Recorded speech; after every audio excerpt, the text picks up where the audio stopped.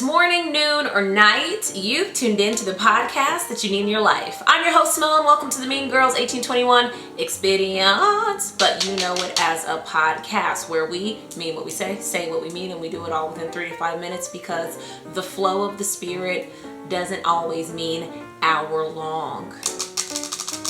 People got to go to work. People is me. Nevertheless, you know the deal, you know the drill. Let's honor ourselves. I say it every week. Say it with me.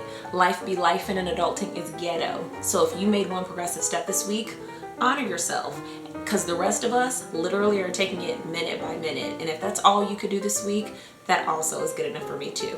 The premise of this podcast is truth. So each and every Friday via my YouTube channel and or using your podcast app, I'm going to encourage you to do 3 things. Number 1, show up fully, because those that mind don't matter, and those that matter don't mind. To walk with integrity, and last but not least, to reflect, because beloved, sometimes the issue is you. So without further ado, let's tap into today's episode.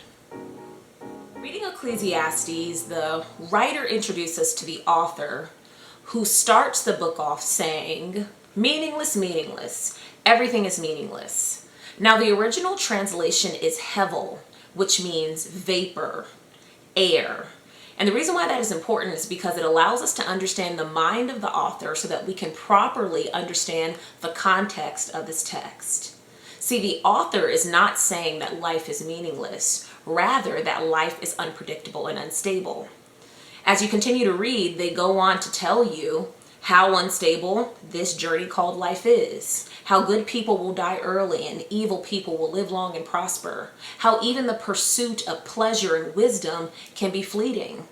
The reason why I love Ecclesiastes personally is because it sounds like life is real. It's a person complaining about the inconsistencies of this world, this hevel. So what do? What do you do with this very wavering thing called life?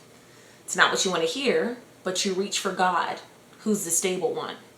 And as you continue to journey, keep your hope rooted in the fact that although we're living in this very hevel, wavering life, there is hope in the solid rock, and that's Jesus Christ. Take care.